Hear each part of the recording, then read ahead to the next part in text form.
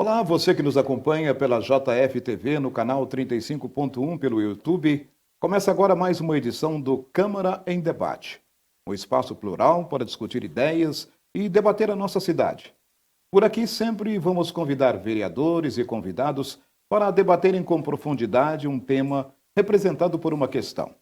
Também participarão desse espaço a população e jornalistas convidados, e desta vez o mediador sou eu, Paulo César Magela. Neste terceiro programa, a pergunta é: a educação em Juiz de Fora está falhando com os nossos alunos? Assista ao vídeo que levanta as primeiras perguntas sobre o tema e depois vamos conversar com os nossos convidados. Juiz de Fora, que é conhecida como uma cidade polo da educação, enfrenta hoje grandes desafios para avançar em seus indicadores. Enquanto no ensino superior a Universidade Federal de Juiz de Fora é avaliada com nota 5 pelo MEC, o ensino básico não apresenta bons indicadores.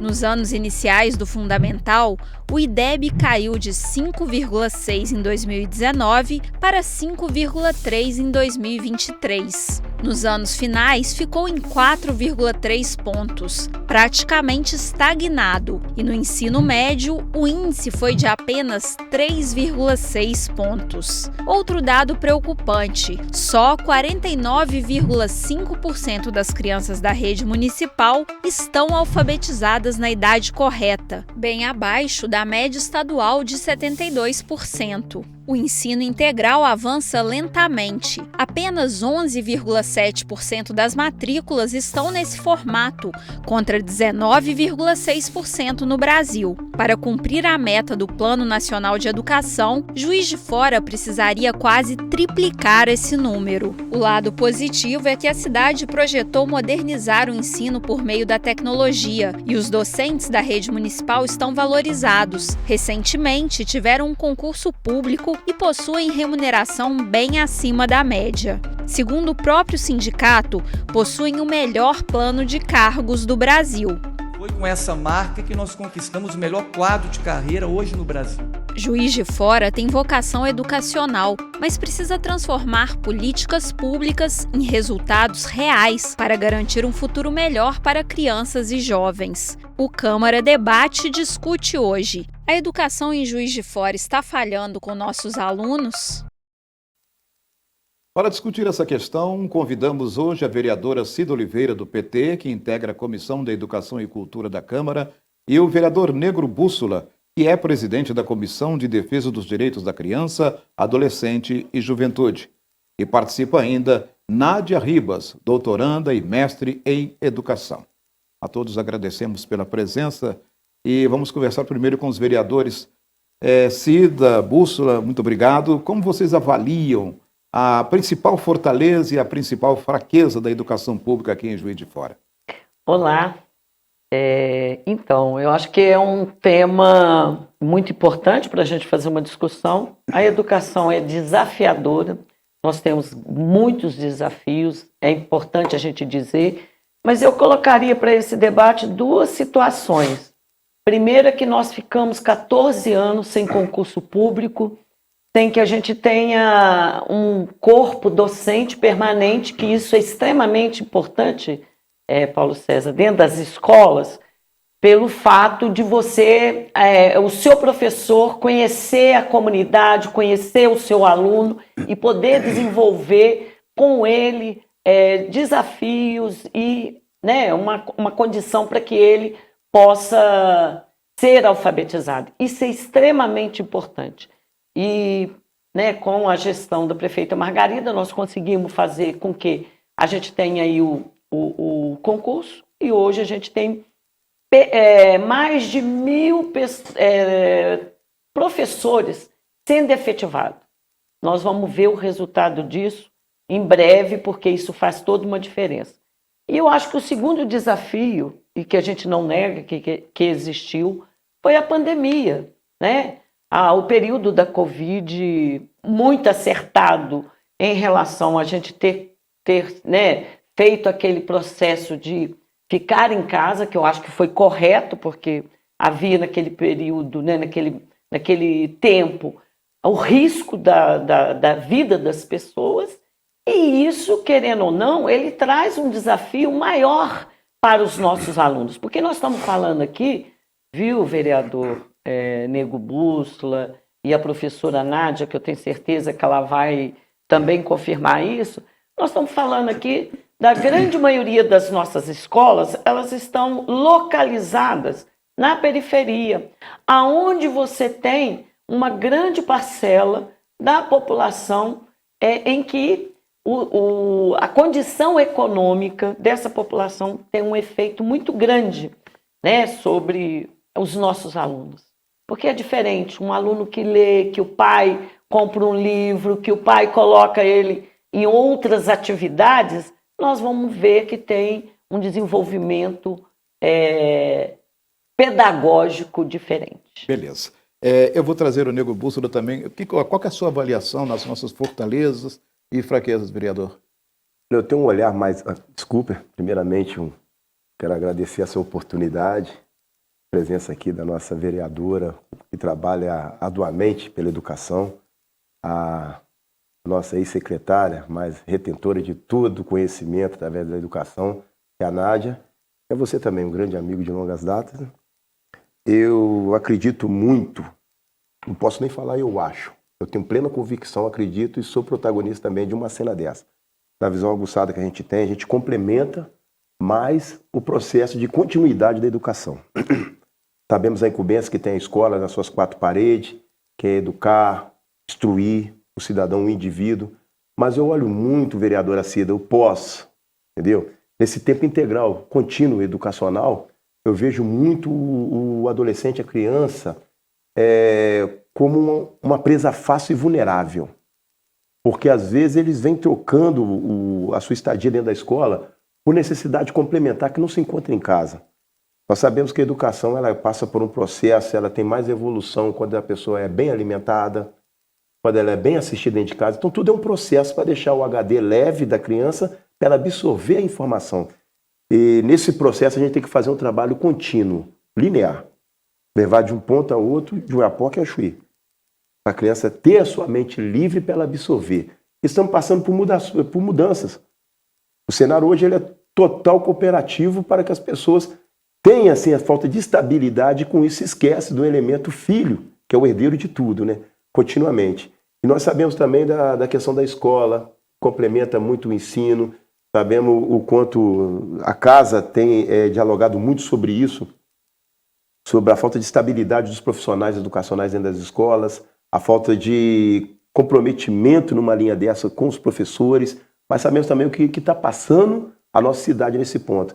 É necessário dialogar, e nesse ponto de diálogo, para melhorar a escola, não se tem levar em conta a ideologia, tanto de esquerda, de direita ou de centro, mas olhar um indivíduo como portador, por direito, de tudo aquilo que implementa através da educação. E a gente trabalha muito no contraturno escolar, e a gente sabe o que é as ruas, e as ruas não brinca, não joga fácil. Como a senhora mencionou muito bem sobre a questão da periferia, numa ótica da periferia, são elementos vulneráveis, sim. A vulnerabilidade reside com a gente. Nós sabemos admoestrar com muita saliência essa questão do intuito dos jovens se incorporar com isso, mas nós não podemos oferecer pouco e cobrar muito. E quando você não dá base para o jovem crescer educacionalmente, as coisas ficam complicadas. Eu sou da época da moral cívica, né? Hoje, se você pegar um moleque hoje da USPB, se você pegar um menino hoje de periferia e casar R$1.000, você canta um hino nacional completo, ele não canta. Os nossos heróis já foram embora. E se você chegar no menino também da periferia e perguntar quem é Oruan, quem é Orochi, eles vão te responder. Nessa geração que hoje é assistida na escola. Mas se você perguntar quem foi Luiz Gama, quem foi Machado de Assis, eles não vão saber responder. Então acho que essa reformulação passa pelo poder de escuta, ouvir o protagonismo e ao mesmo tempo implantar as políticas verdadeiras educacionais que dê uma condição do jovem sair lá na frente e de uma forma igualitária competir com meninos que vêm das escolas particulares também. Porque eu não vejo deficiência educacional, eu vejo lerdeza no ensino. Que é uma coisa totalmente diferente. A gente vai ter muito tempo para a gente conversar ainda sobre isso, Sim. Mas aí eu queria trazer para a mesa também a professora Nádia, para também a sua leitura sobre as nossas fortalezas, nossas fraquezas, professora. Muito obrigado pela sua presença aqui conosco também. Eu que agradeço o convite da Câmara, né? E aqui a presença da Cida, do Negro Bússola. Prazer conhecê-lo pessoalmente, uma referência na nossa cidade.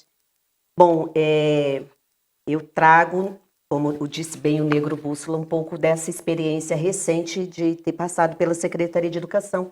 Então, trabalhar muito com os dados. Eu estava conversando aqui com a Cida, né, antes de iniciarmos esse momento aqui, o quanto que, quando você está ali, no exercício da função, no caso eu estava na Secretaria de Educação, né, no Executivo, como eu mudei o meu olhar sobre muitas coisas. E para realmente ver os limites e as possibilidades.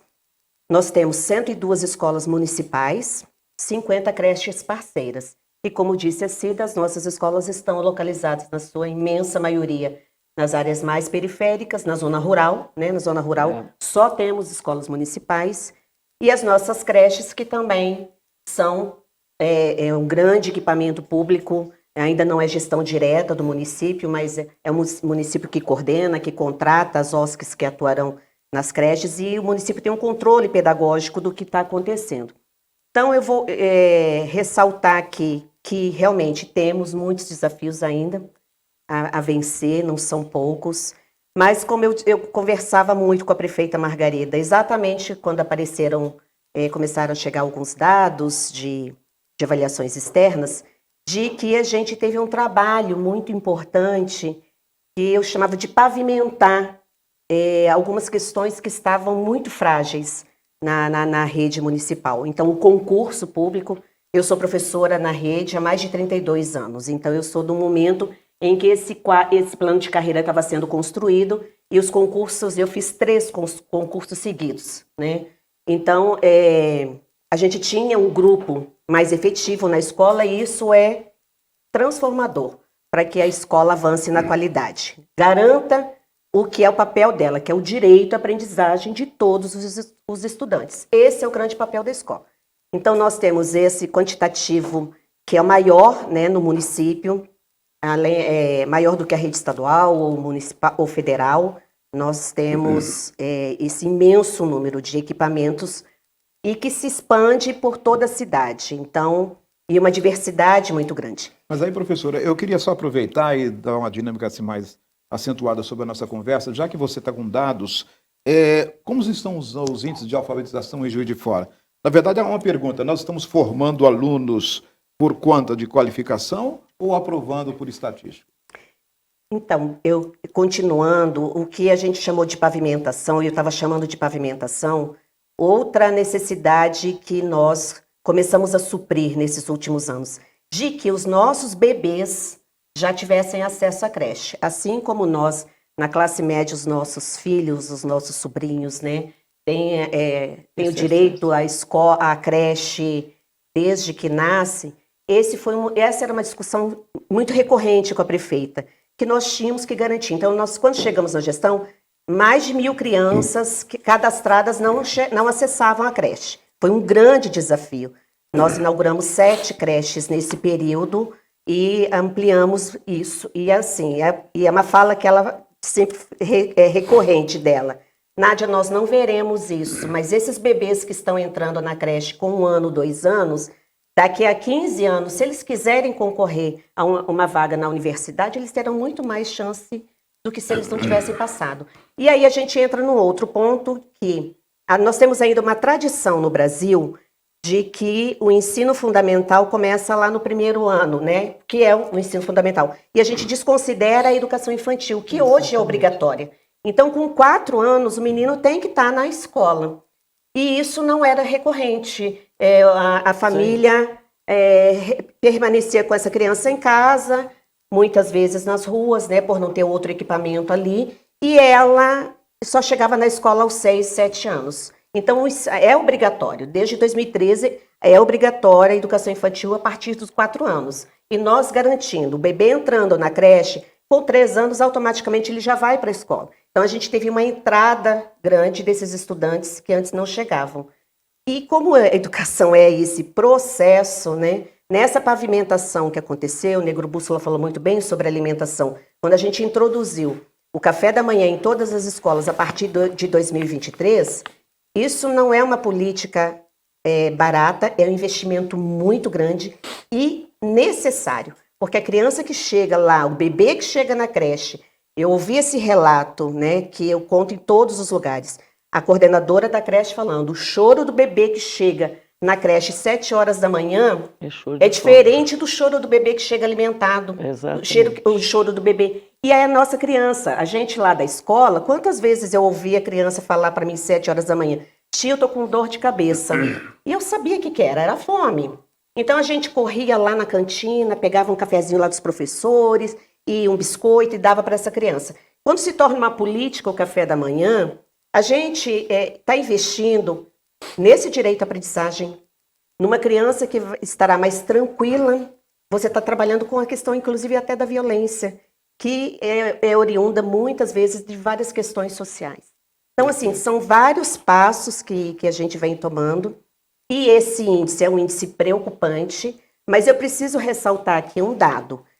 A gente tem 2 avaliações de larga escala, que é o CIMAV, que é o Sistema de Avaliação do Estado de Minas, e o SAEB, que é federal. O CIMAV, ele é dividido em dois processos. O ProAlfa, que é a avaliação do 2º ano, que é exatamente para a gente verificar se o menino foi alfabetizado na idade certa, e o PROEB, que é a avaliação de português e matemática no 5º e no 9º ano. O SAEB e o CIMAV do Estado, ele acontece todo ano. O SAEB, ele acontece de 2 em 2 anos. E a gente, em Juiz de Fora, tinha uma tradição errada de não participar muito efetivamente dessas avaliações, então de não acompanhar e de não monitorar. E com as mudanças na lei do novo SAEB e a mudança na lei do ICMS Educação, isso agora se reflete em recurso para o município. Então, houve meio que um acordar, não só do município, eu acompanhava os municípios mineiros e no Brasil, é uma mudança que está acontecendo cultural em todo o Brasil, da gente monitorar com mais cuidado esses dados e avançar. No início desse ano, em fevereiro, quando eu ainda estava na gestão, nós estávamos avaliando os dados do último ProAlfa. Então, a avaliação que a gente fez com os alunos da idade de alfabetização em 2024, em relação a 2023, nós já tínhamos avançado quase 1 ponto. E isso é extremamente significativo, que não está constando nesses dados que a gente está trabalhando aqui. Aliás, vocês podem até participarem também da conversa com a professora Nádia. Eu queria lembrar que a professora Nádia até recentemente foi secretária de Educação de Juiz de Fora, viu, gente? Ela tem esses números todos, nós fizemos, não é nenhum dado assim, ela fez parte da administração como secretária de Educação. Agora, no vídeo que nós apresentamos, Bússola, Cida, nós vimos também uma informação sobre 12% apenas de crianças estão na escola integral. Esses números são bastante preocupantes. Como que vocês avaliam isso? Então, na verdade, o programa da escola de tempo integral, a gente tem que também dizer o que é que aconteceu com a nossa educação no país. Houve um desmonte da educação pública de não ter investimento num período atrás. É importante a gente dizer isso. E a escola de tempo integral é uma proposta do atual governo federal, em que lentamente o município de Juiz de Fora vem fazendo isso. Porque eu acho que a professora Nádia vai ter os melhores dados para colocar isso. Eu calculo que são escolas com financiamento que chega no município e que o município vai ter condições, né, de colocar essas escolas para funcionar em tempo integral. Hoje nós já temos um número maior, que eu calculo que seja em cima desse, como eu disse aqui, desse financiamento. Então, eu acho que é muito em função desse quadro de como que o governo atual tem trabalhado e como o governo municipal tem feito isso. Eu acho que nós tivemos um passo bom, positivo, né? Nós temos escolas no meio rural de tempo integral, que eu acho extremamente importante, Torreões, Penido, né? Que são escolas que meninos que trabalham, que são filhos de agricultores, que estão ali no entorno e que têm uma necessidade grande desse tempo para ficar na escola, porque senão eles vão ter que ir para os sítios para ajudar os familiares. Então, eu acho que nós estamos avançando no passo a passo em função do quadro que eu disse aqui. O Correto. dia que a educação passar a ser investimento, a gente tem que tratar a educação como investimento. E não como custo, investido, e não como um gasto. Né? Perfeito. E aí eu acho que nós estamos nesse passo a passo na educação pública. Eu sou defensora, mas assim, número 10 da educação pública. Eu tenho um orgulho imenso dos meus colegas professores, das escolas. Eu acho que foi colocado aqui. Gente, Nós vamos voltar daqui a pouco, Tá. Zilda. Tá? beleza. Vamos lá, moço. O que você acha? É uma questão verdadeiramente preocupante, professora Nádia. Porque nós sabemos que esse número que chega a esse ponto de 12%, ele se refere-se também à assistência e os critérios que está dentro do CAD único, entre os quais é necessário estar na escola. Então, não se tem como um direito, acreditamos que vai ser amanhã uma grande conquista, um olhar da periferia dessa forma, falando de escolas públicas, né? Mas hoje não, hoje é uma das obrigações do menino estar para alcançar favorecimento dentro dos programas do governo, da União, entre os quais tem que estar matriculado numa escola. E a gente vê a obrigação implantada, que é um direito, logicamente, não digo jamais que o governo federal está errado, mas a gente percebe também a omissão dos pais. E não pavimentar a estrada, pôr no filho e acreditar que, para mim foi difícil, o avô te dá condição para você ir, não buscar esse mecanismo público oferecido e não tem essa capacidade intelectual de perceber a necessidade do filho ser alfabetizado, do filho ter umas condições de melhoria para a própria vida dele. Então, o governo ele tenta a todo momento agariar, condicionar, impor, para ter amanhã cidadão mais capacitado. Mas tem algumas pessoas que preferem abrir mão até do próprio benefício, porque cria uma ica da escola, né? Então, o resultado disso tudo que a gente vê são escolas pouco frequentadas, chega nesse número, que é preocupante, e nós temos que recalcular a rota para pavimentar a estrada para a posteridade e dar condições igualitárias, né? Então, a educação ela não pode ser vista como uma coisa forçada, mas despertar, desenvolver o prazer de estudar e conhecer. Eu vou por esse caminho também. Acredito muito nisso. Maravilha. Bom, nós vamos encerrar o nosso primeiro bloco e no segundo bloco vamos tratar de um assunto também continuando com essas perguntas, mas também ouvindo jornalistas convidados e a população. Voltamos daqui a pouco. É rapidinho.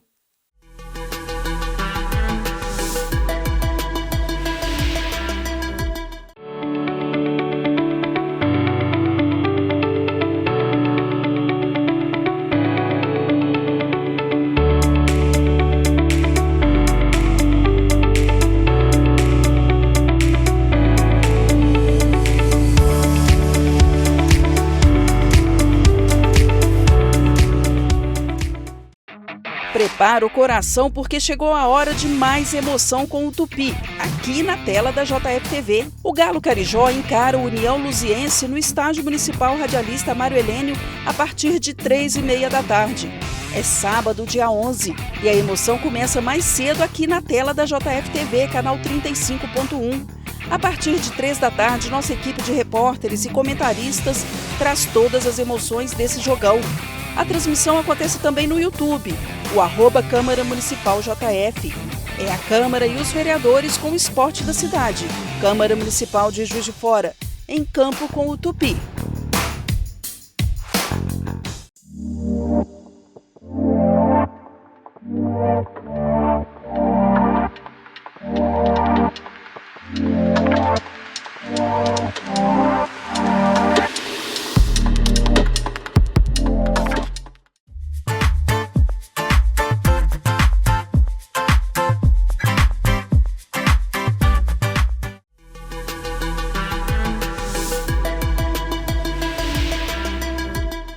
O programa Câmara em Debate tem hoje como questão a educação em Juiz de Fora. Está falhando com os nossos alunos? A proposta é convidar sempre um jornalista para participar do nosso debate. E a primeira pergunta agora é da jornalista Kathleen Batista. Vamos lá.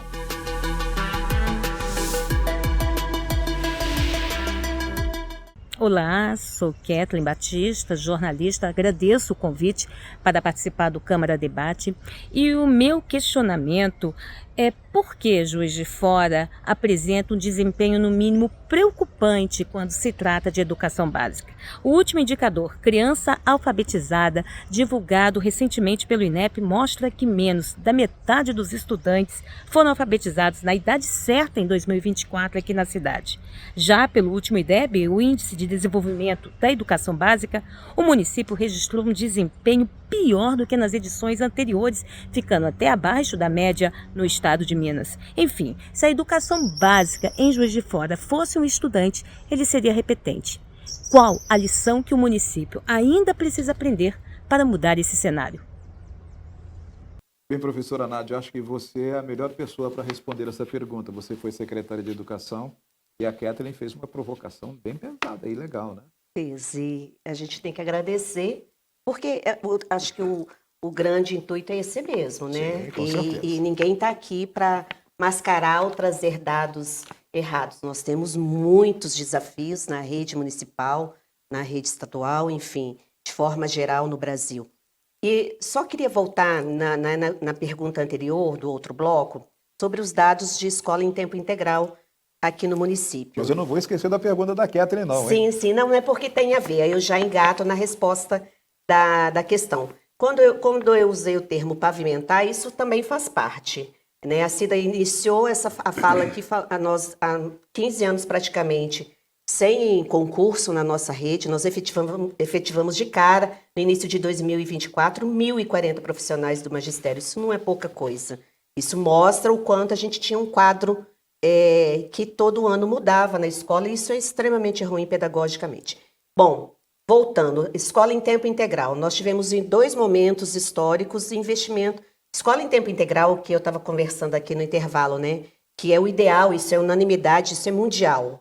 As crianças, o ensino, desde a educação infantil até o final do ensino médio, enfim, toda a educação básica, o ideal é que todos estejam em escola em tempo integral.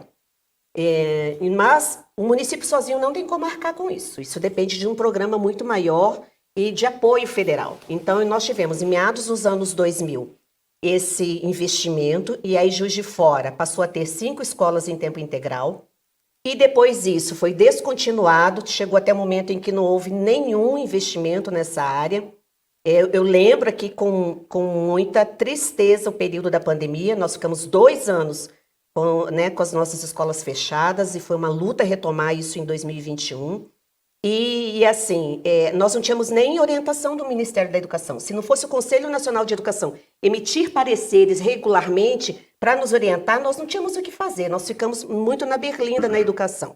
E aí, em 2023, em junho de 2023, foi lançado o Compromisso Nacional Criança Alfabetizada, que é um arco de ações do governo federal. E ali, dentro dessas várias ações, uma delas, voltou-se o investimento em escola em tempo integral. Então, no município de Juiz de Fora, nós tínhamos 5 escolas, hoje nós temos 9 escolas, né, no total, em tempo integral, e mais 12 escolas que têm turmas em tempo integral.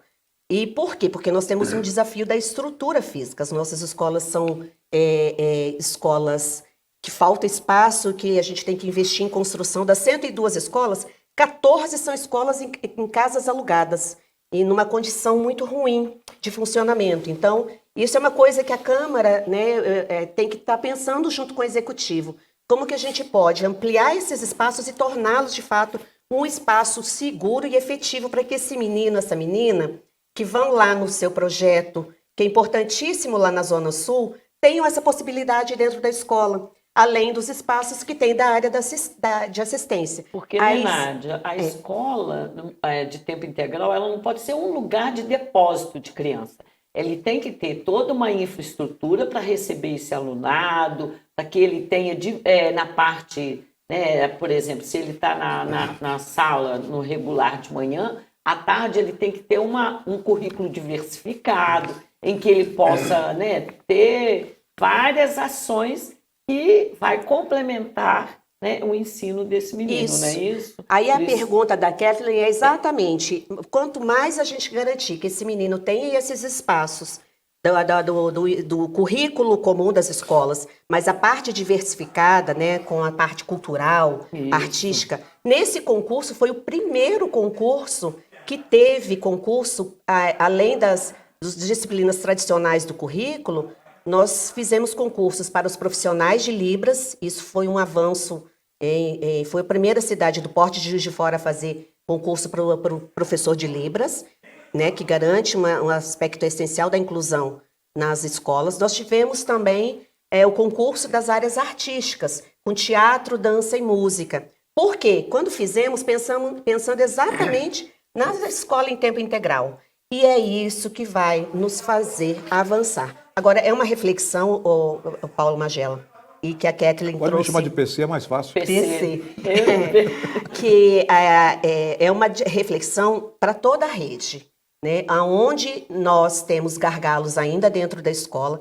Então, olha, se nós temos esse caminho pavimentado, é hora de dar resultado, né? É hora de termos monitoramentos efetivos, né, desses profissionais que estão dentro das escolas e de dar resultado. Porque agora,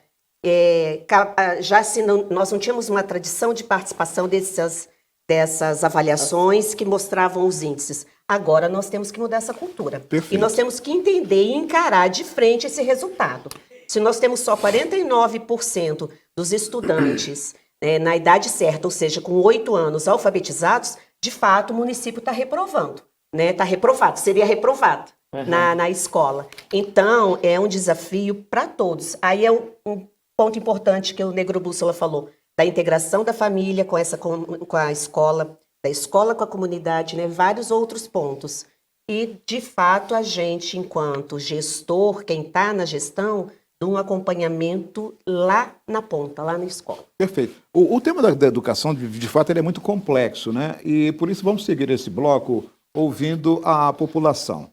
Agora temos um vídeo com a Mônica Sueli Santos, falando sobre ideologias nas escolas. Eu acho que esse é um tema também bastante relevante. Vamos lá.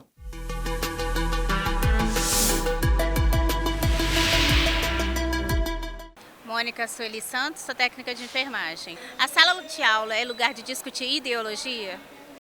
Objetiva, direta a pergunta dela, Cida. Olha, eu sinceramente eu não sei qual é a ideologia que tanto se fala por aí, porque eu vou falar uma coisa aqui, eu posso até apanhar. Se a gente tivesse feito ideologicamente mesmo, uma discussão ideológica dentro das nossos espaços escolares, talvez a gente não tivesse nessa situação que nós estamos hoje, entendeu? Assim, num processo de uma extrema-direita avançando. Então, eu não comungo com isso. Não, ela só fez uma pergunta. A partir do momento... Eu sei que foi feita uma pergunta.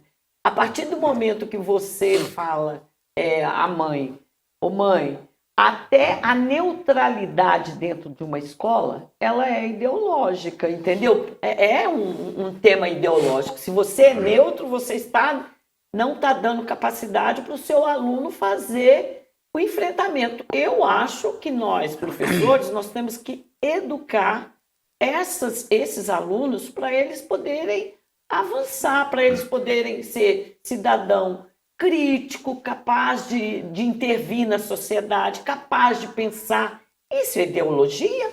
Ou eu estou dando condição para o meu aluno para que ele seja, de fato, uma pessoa que vai intervir na sociedade? O que você falaria, Bússola? Eu, primeiramente, né, PC? Eu não me considero um cara nesses polos ideológicos, nem de esquerda, nem de direita, nem de centro. Eu sou um cara de povo. Isso me deixa assim meio uma representante do povo que fez uma pergunta. Por isso que eu estou dando a réplica agora, respondendo a pergunta. Eu acho que isso não vai deixar nenhuma herança boa para o Brasil, essa polarização. Eu acredito na democracia do lado dos opostos disso, que os caras não vê, não identifica, não posiciona, que é o resultado do produto. Então, o que seria do verde se todos gostassem do amarelo? O que seria do amarelo se todos gostassem do verde? Eu não tenho ideologia política de estimação. Eu tenho resultado como um motivador para mim dar continuidade. E essa questão da polarização que vem é o que o povo está absorvendo, é que eles ouvem. As redes estão fomentando isso todo momento. A gente vem perdendo gradativamente posições no ranking. Nós temos um grande problema que o Brasil está apresentando e nós temos guerras impostas de um lado e do outro que amanhã não vai ter nenhuma surpresa periferia. Se o Bolsonaro for o vice do Lula, se o Lula for o vice do Bolsonaro. Nós vimos recentemente que aconteceu o Alckmin, uma série de coisas. Então eu acredito que a gente tem que avançar, esquecer as ideologias políticas que não complementam em nada, busque seus avanços. Toda época minha mãe falava assim, se você não for estudar, você vai virar pedreiro. Antes de ter virado pedreiro, eu ia ganhar mais do que professor. E pedreiro hoje que sabe fazer um trabalho com exatidão e é bom, ele ganha bem. Então nós temos que entender que a periferia não pode ser vítima de uma guerra polarizada e não entregar o nosso protagonismo. Vejo muitos debates que acontecem, a irmã que perguntou, eu falo para você diretamente, investe no teu filho, investe no futuro, esquece porque as ideologias passam, mas o maior patrimônio que você dá para o teu filho é a educação. E a gente sabe que o martelo tem mais peso para nós e que todo dia a gente está na mira do algoz. Então vamos caminhar, vamos lutar, não é fácil, é difícil chegar e a gente tem que investir nisso, que isso aí vai passar. A briga daqui, a briga de lá, a discussão, as ideologias que levam para dentro da escola, a ideologia que as pessoas têm é o mundo, no seu ecossistema, na sua multiforme. Bom, acho que aí nós temos uma questão aí interessante. A Cida disse que não tem ideologia, está perguntando que ideologia que vocês falam tanto. O Bússolo já está preocupado, o de direita e de esquerda, quer dizer, ambos estão ideologizando o debate na escola. Mas eu fico pensando, sabe, PC, não te cortando, por exemplo, o professor de história, ele vai chegar dentro de uma sala de aula e ele vai trabalhar o conteúdo, o golpe de 64. Você está considerando isso que é uma ideologia? Sim, eu considero como ideologia, eu não afastei disso. Mas pela origem da irmã, como é o nome dela que fez a pergunta? Fala agora, Sueli. pode pôr, Sueli. Eu acho que seria mais útil dentro da discussão do professor dentro da escola, Sueli Santos, se ele fizesse valer a Lei Federal 10.639 de 2003. Se ele fizesse valer a Lei 11.645 de 2008. Se ele fizesse valer a Lei Municipal 14.802 de 2024. Bom, agora, peraí, antes que vocês expliquem, o nosso telespectador fala, mas o que essas leis dizem? O que diz essa lei? Essa lei diz algo que eu não vi quando eu estudava nas escolas públicas. Porque não tinha. Ela foi aprovada. Eu não vi, que já foi uma conquista. Não se importa o mérito, mas se vale o direito. Não estou dando mérito a quem fez, mas estou dando a direito a quem absorve. A nossa história nunca foi contada, PC. Nós nunca tivemos local de destaque. Hoje o moleque da periferia, se você falar quem é Oruan, ele te fala. Se você perguntar quem é Orochi, ele te fala. Quem é o Marquinhos VP, o Marcola, eles sabem. Eles sabem quem são essas pessoas. Mas Luiz Gama, eu fui garimpar para si. Machado de Assis, André Rebouça. Não vou falar de uma questão de outro continente, não. Rosa Parks, Steve Biko. Em qualquer lugar que eu for, Rosa Cabinho, aonde eu for, eu sou um homem negro. Eu tenho que falar daqueles que fizeram a história, que são os meus mártires. E, infelizmente, se despotencializa muito. Não estou falando como romantista, estou falando como protagonista que viveu isso. Até o pseudônimo Negro Bússola veio do reconhecimento de quem indica o caminho, porque só ri das cicatrizes quem nunca se machucou. Eu procurei heróis, pessoas que falasse o protagonismo do negro na escola. Fui descobrir através do rap do Racionais. E a professora falou comigo, você vai encontrar isso tudo aí. Ela me apontou a biblioteca, que foi o norte para mim. E ali eu absorvi muito, não foi através de Ctrl-C, Ctrl-V do Google, que não existia, não foi através de redes sociais. Por isso que a ideologia hoje, ela é preocupante. Porque a maior ideologia que a gente tem que plantar é fazer valer essas leis que foram garantidas e que até hoje não é exequível. Inclusive no município. Nós devemos sim apresentar uma grade curricular riquíssima para que essas pessoas da periferia saibam que nós estamos num processo de continuidade, que o bastão foi passado para nós. A gente que tem que dar sequência. Então faltam muito exemplos, pessoas semelhantes ao que a Sueli falou ali, que vai educar muito. Eu queria já chamar a próxima pergunta, porque aqui a gente está quase no plenário, né? A Cida e o Negro Bússola falando sobre isso. Não, mas vai ter assunto para você, professora. Tá. Quer dizer, vamos à próxima pergunta. É da Ed Zimmermann, o primeiro nome dela, que foi assim tão rápido que eu perdi aqui um pouco A Edna Zimmermann, ela quer saber sobre diálogo com os jovens.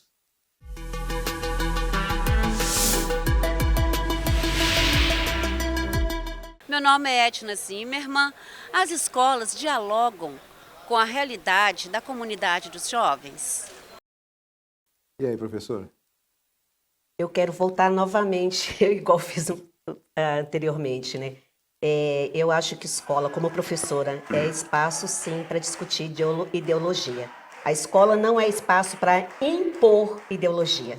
Ela é espaço para discutir ideologia. Mas aí eu vou te né? provocar. O questionamento das pessoas que questionam essa questão da ideologia na escola não é o fato de ser necessário discutir. O entendimento, sobretudo dos segmentos da direita, ou mais conservadores, é de que há uma imposição. Pelo menos é isso que você está colocando, né, Bússola?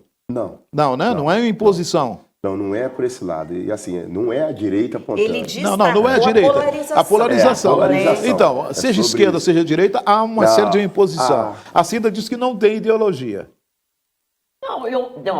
Eu fiz uma pergunta para ele. Eu falei assim, Não, ele respondeu. Eu falei para ele, o professor de história entrar em sala de aula e discutir o golpe de 60, eu estou colocando assim uma matéria. Sim. E para alguém de fora vai achar que isso é ideológico. Do meu ponto de vista, é conhecimento. Entendeu?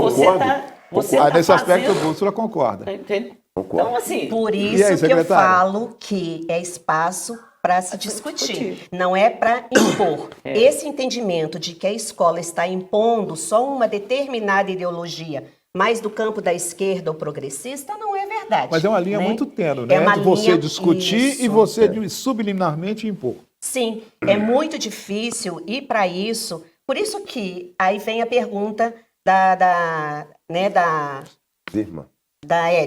Edna de Zimmermann. Que se a escola está fazendo essa discussão com os nossos adolescentes. E aí eu pego as leis que o Bússola citou. A Lei 10.639, que foi aprovada lá em 9 de janeiro de 2013, eu lembro que foi um ato simbólico importantíssimo, e depois ela foi acrescentada pela 11.645 em 2008, porque a 10.639 falava que teria que se ter nos currículos das nossas escolas a discussão da contribuição e da participação da população negra na construção desse país. Que, como o Negro Bússola falou, e aí ele tem um lugar de fala que eu não tenho como mulher branca e com privilégios pelo fato da minha cor da pele, num país extremamente racista, mas eu faço aí, então, a discussão como uma professora. E aí a 11.645, ela vem e traz a contribuição também do indígena, que na 639 só falava, né, e que é importante também. Então, são dois povos, o que estava aqui, o povo originário indígena, e o povo que foi trazido escravo, não são escravos, eles foram trazidos e transformados em escravos aqui no país, e que essa história nunca foi contada. Então, e eu como professora, e sou professora dos anos iniciais, eu lembro que eu participei de muitos cursos de formação e eu não encontrava livros de literatura com personagens negros. Eu só tinha lendas africanas maravilhosas. Mas eu não tinha, por exemplo, um livro contando de uma menininha indo na biblioteca com a mãe dela buscar livro e que fosse um personagem negro. Hoje, a partir da lei, nós, além de toda a formação que é ofertada pelos sistemas públicos, nós temos muito material disponível. Eu, que sou uma professora e que tenho muitos livros de literatura, eu parto muito do meu trabalho com livro de literatura, hoje eu tenho, assim, dezenas de livros com personagens negros e que trazem representatividade para esses estudantes, negros, indígenas. Mas aí, e aí, professora, no município, como é que nós implantamos? Nós já temos Negro Bússola e eu convido, né, todos os vereadores a chamarem aqui essas pessoas e conversarem.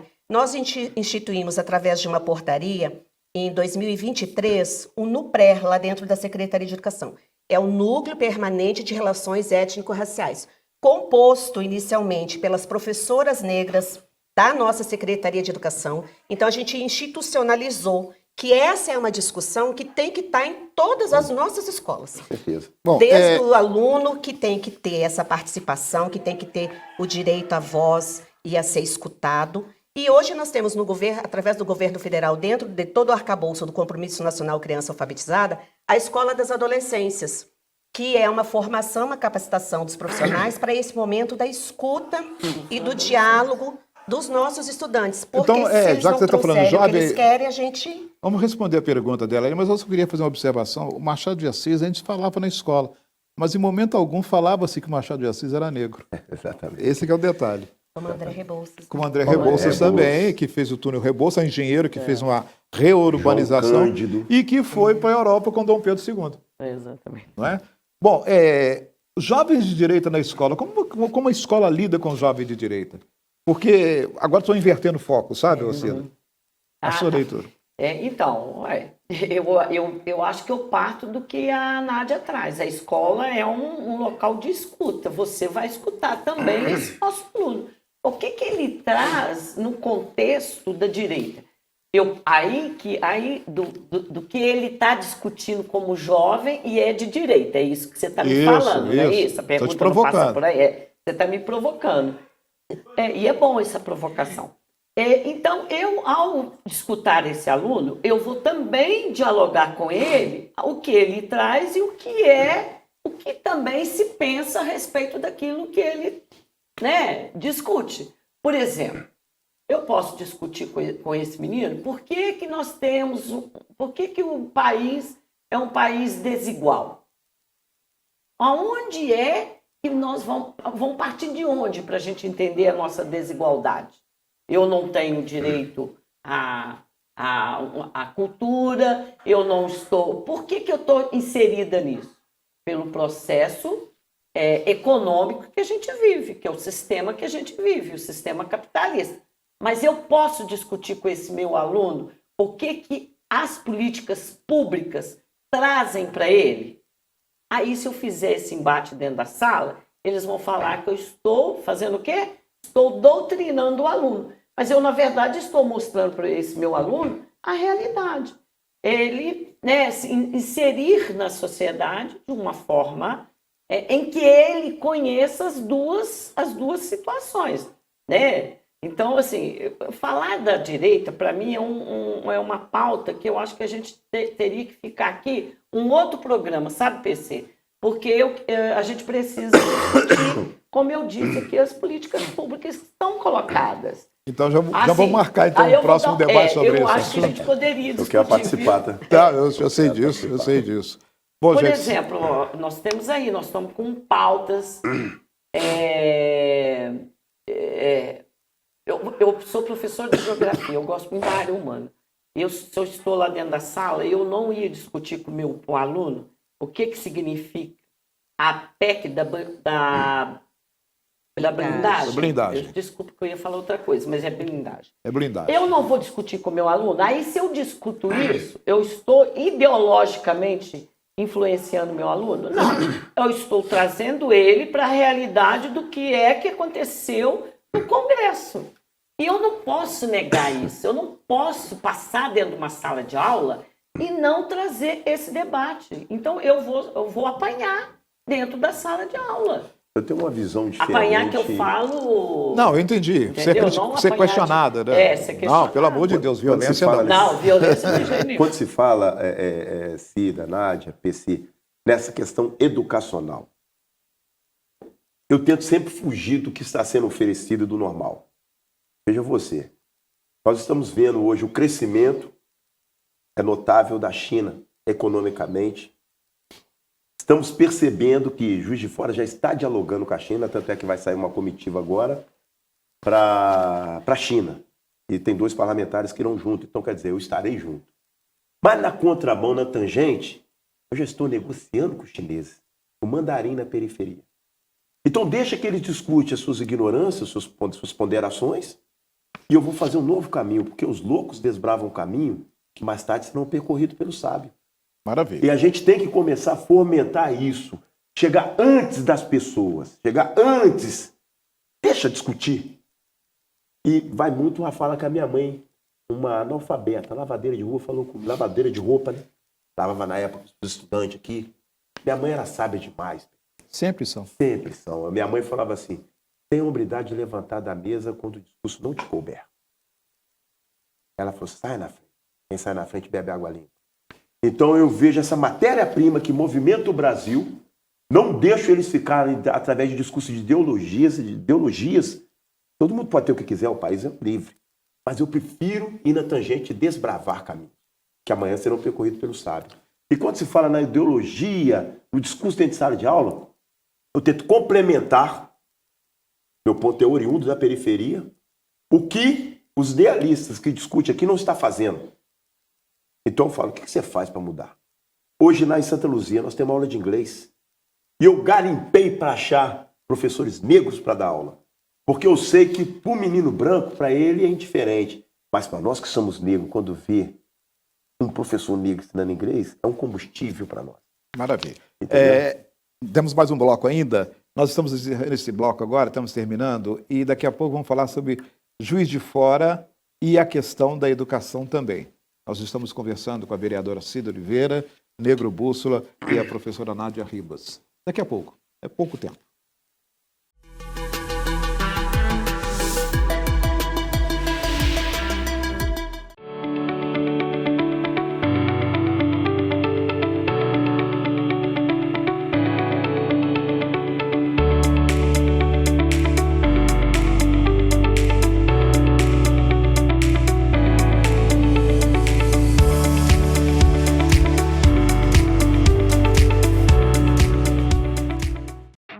Prepara o coração porque chegou a hora de mais emoção com o Tupi, aqui na tela da JF-TV. O Galo Carijó encara o União Luziense no Estádio Municipal Radialista Mário Helênio a partir de 3h30 da tarde.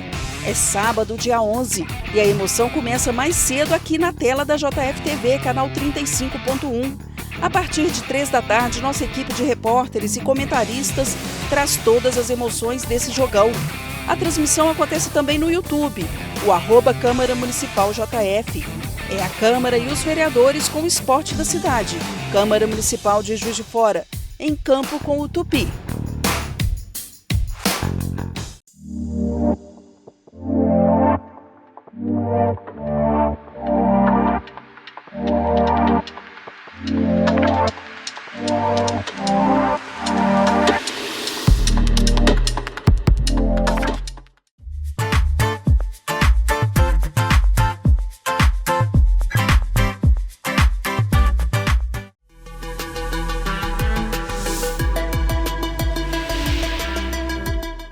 Bem, gente, nesse último bloco da Câmara Debate de hoje, queremos saber também a sua opinião. Educação em Juiz de Fora está falhando com os nossos alunos? Entre agora nas redes sociais da Câmara e participe do debate. O endereço é Câmara Municipal JF. E nos siga lá. Bom, vamos seguir agora com esse bloco, quase com a continuidade do bloco anterior, só que agora com a participação da imprensa. E vamos agora a uma pergunta do jornalista César Azevedo, da Rádio Catedral.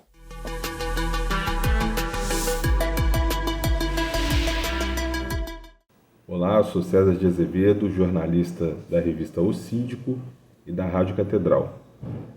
Gostaria de saber dos senhores como as políticas de inclusão que são ligadas aos públicos com deficiência podem nos ajudar a melhorar ainda mais nosso índice de educação, não só do ponto de vista da educação básica, mas também no ensino superior. Bom, a gente fez o dever de casa, professora Nádia, você tem a sua tese de doutorado em cima disso, né? Sim. Qual que é a resposta que você dá para o César?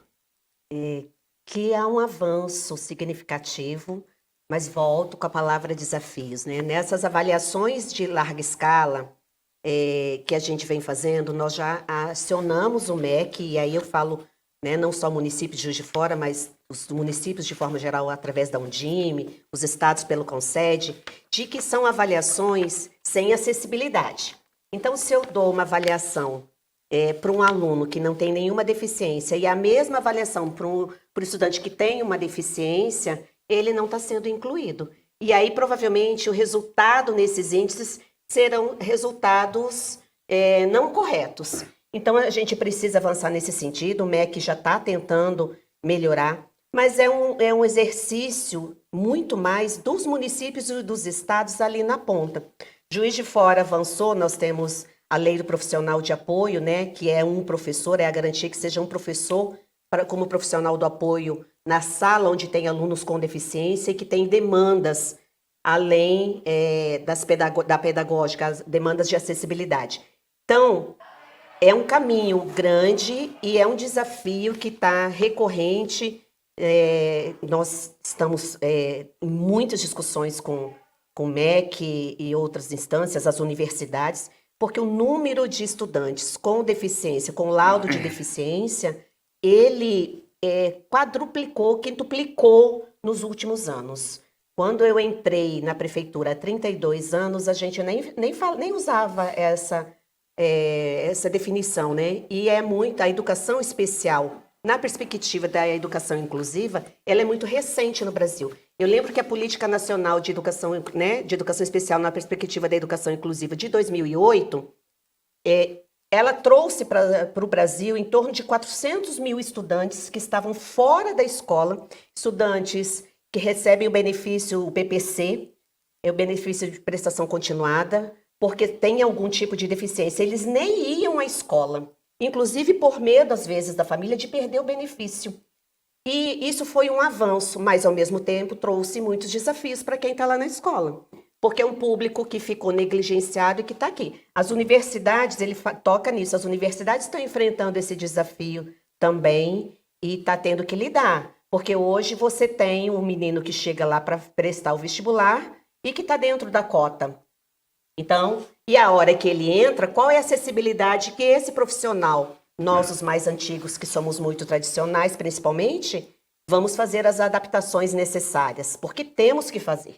E aí é uma obrigação de cada profissional. Nós investimos na rede municipal em muita capacitação nesse sentido. Quando você fala profissional, aí eu queria trazer a Cida também para essa discussão.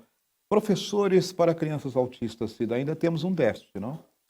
Olha, hoje eu diria que a gente tem um quadro bem grandioso. Aliás, Juiz de Fora é um ponto fora da curva nessa questão da inclusão. É importante dizer, eu já falei isso em vários momentos aqui na Câmara, em debate. Por quê? Porque, inclusive, talvez a professora Nádia vai falar a respeito disso. Nós sabemos que chega para nós aqui em Juiz de Fora cidades, alunos, né, da Zona da Mata como um todo por causa dessa política de inclusão. Temos muito que caminhar? Temos muito que caminhar. Mas a Câmara também aprovou um decreto que a prefeita mandou para nós, que hoje quem vai estar em sala de aula acompanhando esse aluno é professor. E isso é muito positivo, viu, PC? Por quê? Tinha uma intencionalidade que poderia ser profissionais, outros que não professor. O que a gente avalia que seria uma perda muito grande do ponto de vista pedagógico de acompanhar, porque é o professor que sabe e que tem a capacidade para estar junto. Então, assim, hoje, né, lógico que no começo do ano há, né, uma grande demanda, porque os alunos vão chegando e a prefeitura tem que contratar, e às vezes esse caminhar ele é longo, ele não é fácil, ele é difícil, porque são professores, viu, PC, que tem que ter uma característica, não pode ser uma pessoa qualquer, um professor qualquer, acho que nem é a palavra qualquer, um professor que não tenha habilidade para acompanhar esse aluno. No decreto está explícito, ele tem que participar de momentos de formação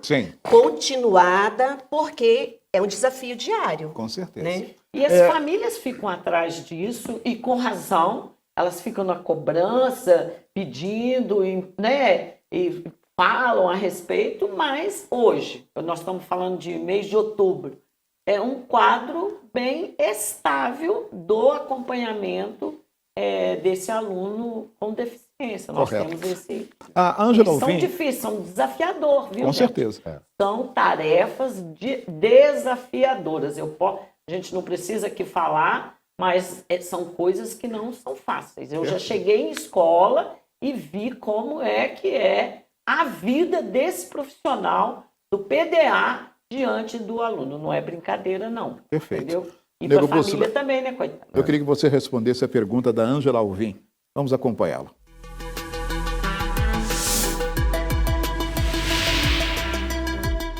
Meu nome é Ângela Alvim, professora aposentada. A privatização é o caminho para a manutenção das escolas? Eu creio que sim. Tenho certeza que sim. Porque quando se privatiza a escola, privatiza a educação. Nós temos exemplo agora, o próprio apogeu aí, o Makeri, padre. Ele pegou, eu não me recordo qual estado que Paraná. ele tá. Paraná. E é um desafio, né? É um grande desafio. Quando se pega na questão da terceirização, a implantação educacional, cobra-se, terceiriza-se a responsabilidade da educação e qualidade na educação. Quando a professora Nádia estava falando, passa muito na cabeça, PC e Cida, em tornar as escolas mais atrativas, mais as recreações lúdicas, mas todas elas direcionadas à educação. E a gente vê a falha do gargalho também, que tudo isso passa por um processo de implantação econômica, que depende da visão da Câmara para votar orçamento, para permitir, por mais que coloque, a gente sabe todo o trâmite que é e chega a ser difícil. E quando você dá uma terceirização da educacional, você pode cobrar uma qualidade maior, sem depender do processo de uma aprovação de Câmara, aprovação de matéria, aprovação de recurso investido. Então, na minha questão, na minha visão, nós estamos tratando de pessoas.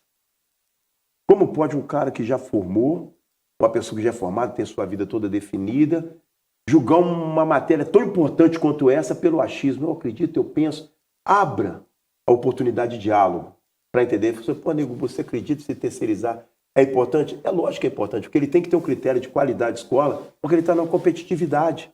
Eu não estou falando do cargo do professor, o empregado, o professor. Estou falando o que vai receber isso, que é o cidadão.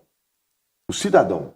Então, a terceirização, ela passa por um processo, e pode ser que não seja hoje uma questão tão agradável desse governo, mas esse governo não vai perpetuar no poder. Outros vão vir implantar, e se ele implantar e der certo, alguém pode continuar e pode tirar novamente. Mas hoje eu vejo que a terceirização da escola é um processo, sim, que leva a gente a ter consequências no futuro bem melhor.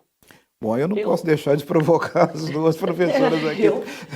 Se você me permite, meu companheiro de parlamento, sim, eu sou radicalmente contrária à privatização, qualquer que seja. Entregar para a iniciativa privada, eu não vou lembrar de todos os dados aqui, mas é absolutamente péssimo. Não, na relação do trabalho, na relação com o aluno, entregar para a ONG, entregar para a OS. Vou dar exemplo aqui, a saúde do Rio de Janeiro, que foi entregue para as OS, e além do processo muito grave de corrupção que há, entendeu? Em relação a isso, não há controle.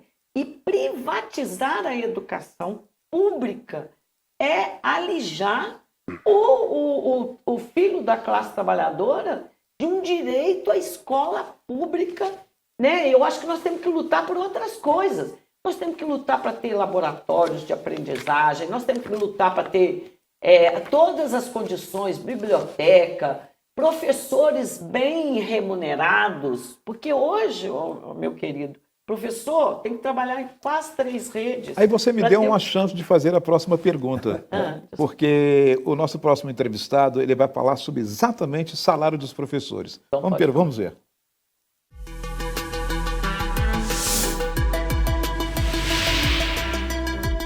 Se o salário dos professores tão avançado, por que a qualidade do ensino está para trás? Então, senhor Geraldo, deixa eu falar com o senhor. Hoje, aqui em Juiz de Fora, de fato, a gente tem uma condição de salário em nível nacional, porque nós estamos acompanhando o reajuste, né, do piso nacional, que é uma lei de 2008, é verdade.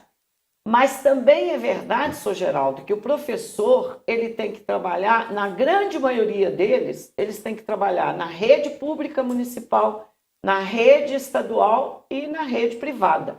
Eu, por exemplo, sou professora da rede privada e sou professora da rede pública municipal. E já fui da rede estadual. para que a gente tenha, né, um salário um pouco melhor. Então, assim, se você prestar atenção em outras categorias com uma carga horária diferenciada, nós vamos ver que esses professores têm melhores, esses trabalhadores têm melhores remunerações. Então, assim, não é verdade. Tem um avanço na questão do piso nacional, como eu disse. A prefeita de Juiz de Fora, Margarida Salomão, por ser uma professora, ela sempre disse em mesa que é um compromisso, que, aliás, ela votou pela lei do piso nacional quando deputada e, portanto, fazer com que a gente tenha o reajuste. Mas nós estamos ainda longe, né, da questão do piso nacional em si, longe assim, com uma distância ainda, porque nós não recebemos o piso nacional, nós recebemos aqui o reajuste através, né, dessa linha que eu estou dizendo para vocês. Nádia, você que foi secretária de Educação. Que é a rede municipal, né? Rede Esse municipal. plano de cargos e carreira que é do município, que é considerado um dos melhores e talvez o melhor do Brasil, é da rede municipal. E, de fato, né, assim, é fato que nesses últimos anos, com o aumento que nós tivemos lá em 2022, dos 33,24, os 14,95 em 23, e depois o piso né, menor, mas o IPCA em 24 e 25, nós temos, sim, comparado com as outras redes, um salário melhor. Mas essa comparação com outros profissionais de nível superior e com a nossa capacitação, né, em especialização, em mestrado e doutorado, o salário do professor ainda está muito aquém, se fizer um comparativo. Então, é isso que a gente tem que fixar. E uma resposta, né, para o seu Geraldo é que isso é tão recente como foi recente o concurso, como várias questões. Eu volto à palavra inicial. Nós pavimentamos um caminho e a educação é um processo. Então, o que foi feito nesses últimos anos, a gente vai ver nos resultados daqui para frente. Vocês têm um prazo? Né? Um prazo assim, daqui a tanto tempo vai dar resultado? Como nós já tivemos o primeiro resultado no ProAlfa de 23 em relação a 24, um aumento, eu acho que o próximo SAEB é esse ano. Cada ano ímpar tem o SAEB. Mas esse ano também nós teremos o SAEB e teremos o CIMAV, que é a avaliação estadual. Já vamos fazer essa comparação. Quando veio o resultado do SAEB de 23, eu não esperava nada diferente. Nós vínhamos no contexto da pandemia, de 2 anos desses meninos afastados da escola, com uma intervenção, né, no campo digital muito precária. Esse é outro desafio da rede pública. Também está dentro do Compromisso Nacional Criança Alfabetizada. Governo federal ajudando os estados e municípios a melhorar, né, o acesso a boa rede de Wi-Fi, a equipamentos nas escolas. Então, assim, eu acredito e sugiro mesmo que a Câmara acompanhe com muito cuidado esses resultados. Então, a partir de meados do ano que vem, a gente vai saber se o SAEB de 25, a gente melhorou o índice em relação a 23. E já no início também do ano que vem, a gente vai saber se nós avançamos no ProAlfa de 24 em relação a 25, de 25 em relação a 24 e no ProEB, que pela primeira vez nós fizemos em 24. E se a gente em 25 vai avançar em relação a 24. Então é um acompanhar desses dados com muito cuidado mesmo. E uma questão que eu deixei passar sobre as escolas em tempo integral. Nós aumentamos o número... Vamos fazer o seguinte, é que o nosso tempo também já está andando. Não, eu vou dar espaço para vocês falarem ainda daqui a pouco nas conclusões, é porque vocês estão tratando essa questão importante das escolas aí. Eu queria trazer, o Bússola sugeriu a escola-empresa. Você acha que um professor teria melhores remunerações dela lá? Condições, não só condições financeiras, mas também técnicas para o trabalho dele? Olha porque só, é um desafio também. É um desafio, mas só que o que vai fazer valer é a competitividade. Esses critérios fogem da regra do que se já tem hoje apresentado. Aí a escola ela tem que ter uma noção básica de empreendedorismo, uma série de coisas que pode aglutinar e acrescentar mais matérias dentro dessa escola que vem formada. A professora Nádia falou sobre a intervenção, o apoio tecnológico que a União está dando, o governo federal. Isso vai ter um gasto muito alto. Isso aí pode ser um dos acrescentos que põe dentro da competitividade, da terceirização desse quadro dentro da escola. O governo lança o edital da licitação e fala ali, ó, precisa disso, disso e disso e disso. O cara vai, complementa e faz. Nós estamos vendo a grande dificuldade que a gente está passando hoje dentro de Juiz de Fora. Nós estamos vendo a grande dificuldade que a gente está passando hoje dentro da União. Então nós precisamos de fazer receita para a gente poder levar um mecanismo tão grande que é o Brasil. E se a gente começar hoje, não é, eu falo, é transmitir ou transferir responsabilidade, mas dentro de uma ótica do poder público. Seria misto, pública-privada, seria misto. É uma opinião que eu tenho nessa questão da educação. E quando eu falo com a professora Nádia que nós devemos tornar a escola mais atrativa, nós já temos a sinalização do que o jovem está mostrando. A linguagem do fogo já está aí. Por que a gente não explorar mais ainda, dentro da gramática, dentro do português, isso que já está sendo manifestado dentro das escolas, que são a poesia, o sarau de poesia, os mestres de cerimônia, os slams, entendeu? Então, eles deixam o sinal do que eles querem, mas nós temos essa mente conservadora de tentar comparar o hoje com o ontem. Aí fala assim, eu acho, eu penso, eu acredito. Então, quando você pega um moleque desse, ou uma menina dessa, que está mostrando que ela é, entendeu? À frente, para finalizar aqui, eu deixo para vocês o sinal. Alguns tempos atrás, o break não era tão considerado assim.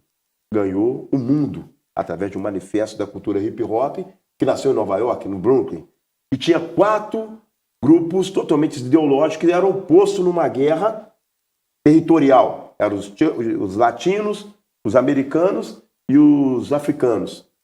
Cada um na sua especialidade e também os asiáticos, que complementavam a cultura. Um cara com alta percepção de sinal, chamado África Bambata e DJ Kool Rap, viu a união dos 4 elementos e simplificou no hip hop.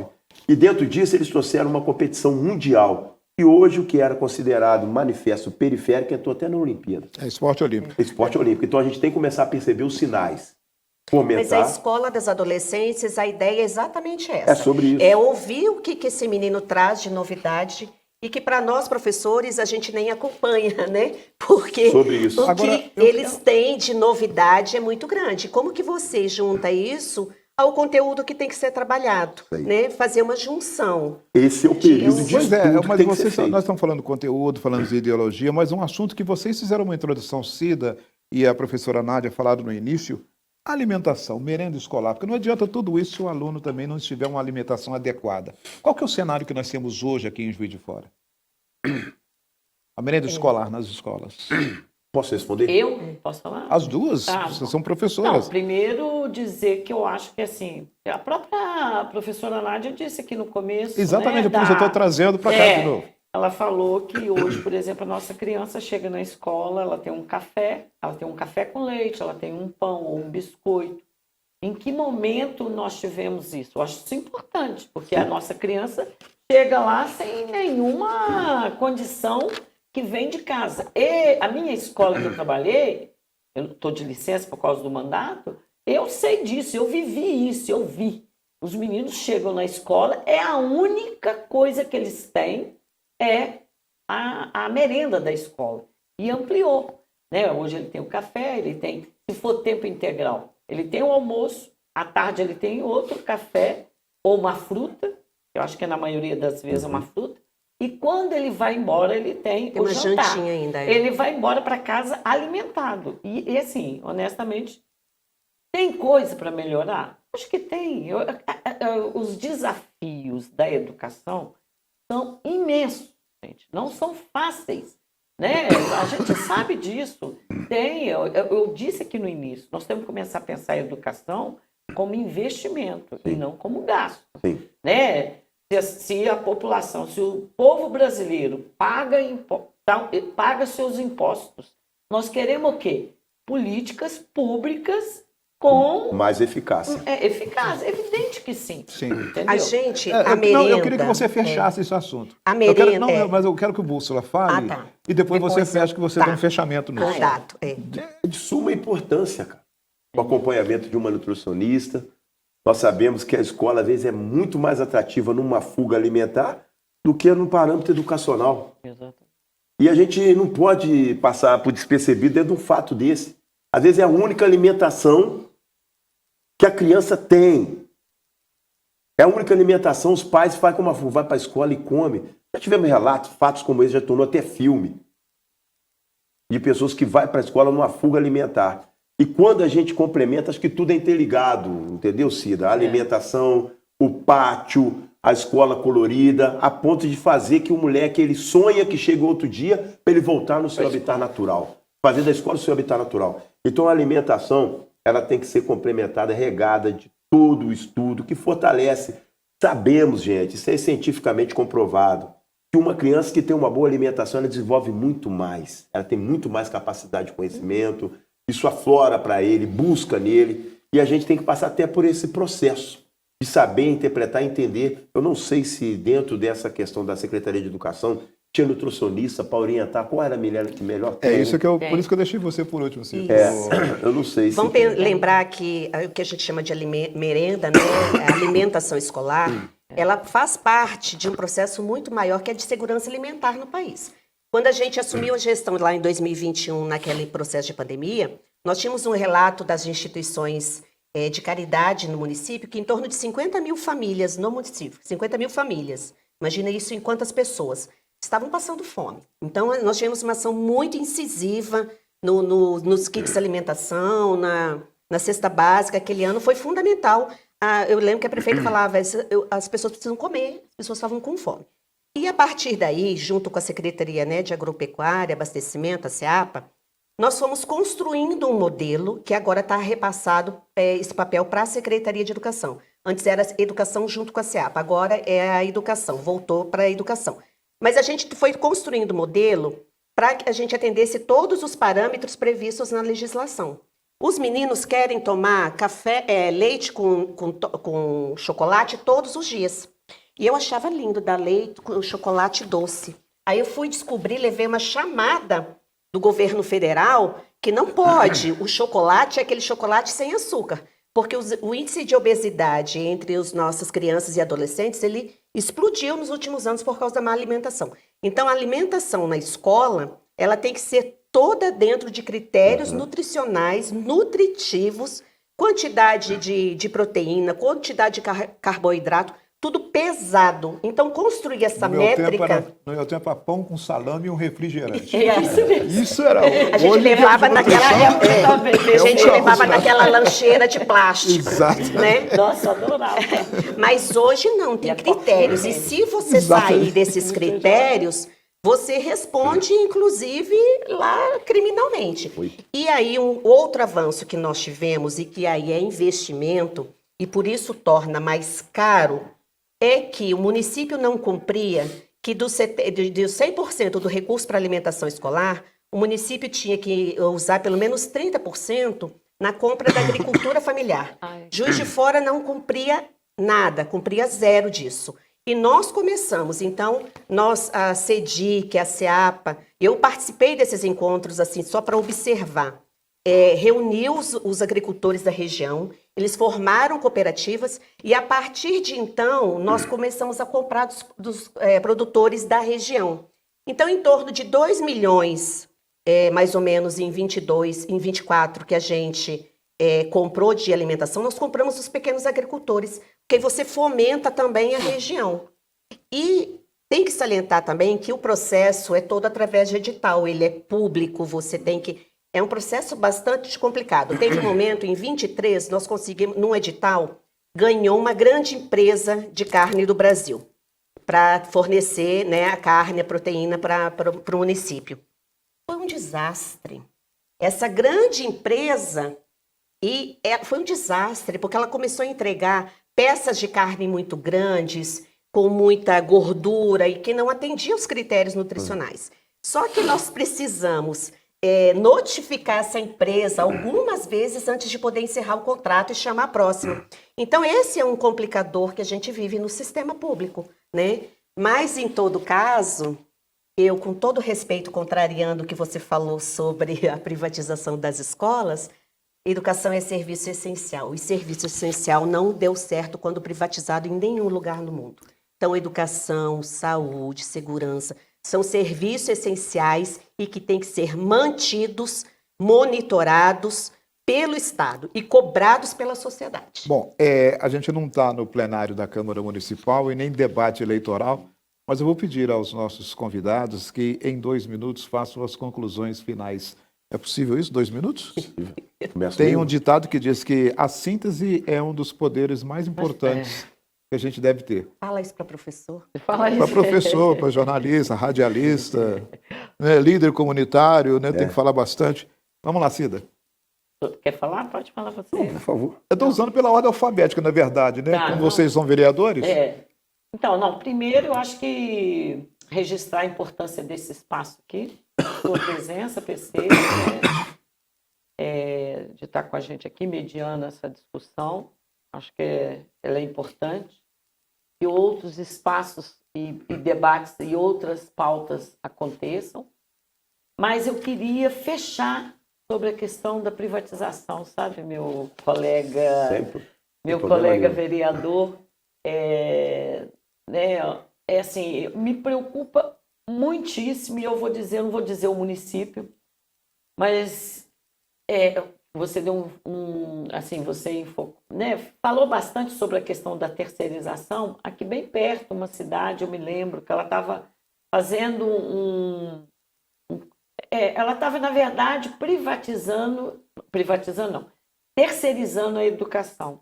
E você sabe aonde é o gargalo da terceirização, da privatização? É a não valorização dos trabalhadores, porque normalmente os salários recebidos por essas pessoas é a metade de um profissional, por exemplo, como professor, que é numa questão do piso nacional, entendeu? Então, assim, é muito sério isso, é muito grave. E quando a gente fala de privatização, eu fico lembrando aqui o que aconteceu em São Paulo, né? Nós vimos, foi privatizada, e o ano passado, começo desse ano, o que aconteceu com aqueles moradores? Vários bairros ficaram sem luz porque da privatização do sistema elétrico, né? Sistema elétrico. Choveu muito, caiu a energia e, portanto, as pessoas perderam tudo. Gente que precisava de guardar insulina dentro da geladeira, não tinha geladeira. Então, assim, foi um negócio absurdo. Então, por isso que eu acho a privatização, ela não faz bem em nenhum sentido mesmo. Entendeu? Por isso que eu falei assim, eu sou contrária radicalmente, mas o radicalmente é nesse sentido. Tá certo. Tem um ditado de Voltaire dizendo: eu posso até não concordar com as suas opiniões, mas vou lutar até o fim para que você tenha o direito de expressá-las. Agora são seus 2 minutos, Úrsula. Eu já vejo da seguinte forma: o sábio muda de opinião, o tolo nunca. Entendeu? Você tem que tentar convencer as pessoas que ela está certa ou que ela está errada. Não é convencer. E torno o que eu falei anteriormente. O que seria do verde se todos gostassem do amarelo, né? O mundo não é perfeito porque ele não é nosso. O mundo só torna perfeito quando nós temos autonomia de ditar nossas regras. Passa por um ponto de total ignorância. Você vai querer responder a Cida ou vai fechar as suas considerações? Eu já estou respondendo. Já está respondendo, as considerações. Estou fazendo uma prévia dela. Eu estou passando o relógio aqui. Então me dá isso aí que você interviu, aí que você tirou o ponto meu. 2 segundos. Então tá bom. Deixa eu concluir, por gentileza. Nessa questão da Cida, o que a Cida falou sobre a terceirização, ela está certa. Você vê que ela mesmo faz parte de uma questão dessa, está dando as minhas conclusões, porque são várias vertentes dentro do PT, cada um com ideologia, né? Tem a sua trabalho, né? Tem trabalho, DS e tal. Aí eu fico analisando de fora, eu fico estudando. Não pergunto, mas eu vejo vocês como um laboratório. Vocês se dão bem. Então eu fico olhando uma questão: como que pode achar que a educação como um patrimônio da humanidade vai passar dentro daquilo que você acredita? Vai vir outros que vai vir de uma forma diferente. E pode ser que se defenda e dê certo. Eu fui aluno de uma faculdade privada, mesmo sabendo que eu tinha direito a uma faculdade pública. Mas eu queria o canudo rápido, porque eu sabia que o meu conteúdo intelectual era bem maior do que aquilo que eu iria me profissionalizar. Eu só queria um canudo para ninguém me chamar de ignorante. Para você vale o estudo? Toma aí, para mim é sabedoria. Então, eu acredito que dentro de um ponto como esse, tem que ser dialogado, Cida. Porque o que você pensa não é o que necessita hoje. E o que as pessoas pensam não é o que necessita. mas passa dentro do pressuposto de que vamos ouvir. Falar é prata, ouvir é ouro e agir é nióbio. Nós temos que ouvir.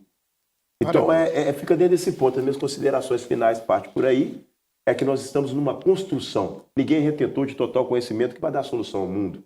Mas nós estamos aqui para evoluir e depois que parte, nem podemos ver a democracia étnica, que até sua cor branca vai apodrecer e se tornar preta como eu. E contra isso, o racismo não pode depor. Ali tem a democracia que a gente não vê, mas ela está desde o início do mundo. Então é sobre isso. Vamos ouvir, vamos estudar, vamos pôr em prática o que é necessário e vamos ver a sequência de tudo aquilo que nós criamos. Beleza. Obrigado, Bússola. Tá vendo? Te dei mais 30 segundos. É isso aí. Professora Nádia. Bom, agradeço o convite, né? O vereador Garotinho me ligou semana passada e eu fiquei muito temerosa. Não é fácil, Imagina. Né? Mas é muito bom. E isso é democracia.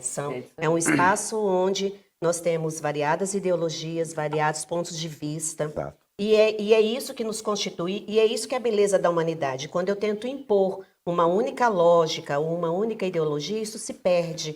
Né? O bonito do que faz a gente. Por que o Brasil é um país tão interessante para o mundo inteiro? É essa diversidade que a gente tem, né? E que nos constitui, que faz com que a gente seja capaz, nos momentos mais difíceis, de se reinventar. Então, eu deixo aqui um convite que vocês conheçam as nossas escolas municipais, as suas práticas. Tinha uma pergunta no briefing que falava quais modelos. Nós temos modelos dentro da própria rede. A escola Carlos Drummond de Andrade, lá no São Zumão, vou citar só uma, ela tem um modelo de enturmação, de recuperação, né, daquele menino na alfabetização, que é fantástica. Se vocês forem agora, daqui a pouco vai estar acontecendo o Literarte, que é a apresentação cultural das nossas escolas. Maravilhoso. Vão assistir, que é a coisa mais linda que vocês verão. Então, nós temos respostas entre nós mesmos, nas nossas práticas. Basta a gente ir lá e pensando o que tem de bom aqui e ali, e a gente vai melhorando. Então, como eu citei a expressão, nós pavimentamos esse caminho, eu tenho muito orgulho de ter participado desse processo de pavimentação. Não é que a gente começou do zero, muito pelo contrário, né? Existe há muito tempo. Mas nós tivemos a oportunidade de, numa gestão progressista, pavimentar esse caminho e agora, sim, é só avançar mesmo e garantir aquilo que é o grande objetivo de cada escola e que é papel de cada profissional da educação. O direito à aprendizagem de todos os estudantes. Isso tem que ser o nosso mantra todos os dias. O menino está lá na escola e ele tem o direito, ele tem que ter garantido o direito à aprendizagem. Né? Então é isso. Muito obrigada. Estou à disposição sempre que for possível. Professora Nádia Ribas, ex-secretária de Educação e professora, doutoranda, muito obrigado pela sua presença. Vereadora Cida Oliveira, muito obrigado pela sua participação. Vereador Negro Bússola, muito obrigado também pela sua participação. Voltaremos a conversar sobre esse tema. Educação nunca é um tema perecível. Sempre colocar à mesa a qualquer tempo. Bom, e com isso estamos encerrando mais um Câmara Debate. Um programa que vem para incentivar a discussão sobre assuntos importantes na cidade e um dos objetivos do Poder Legislativo. Esperamos que seja um espaço amplo, plural e inclusivo e por isso a gente pede que você confira esse programa completo pelo canal do YouTube da Câmara Municipal. Até a próxima. Muito obrigado a todos.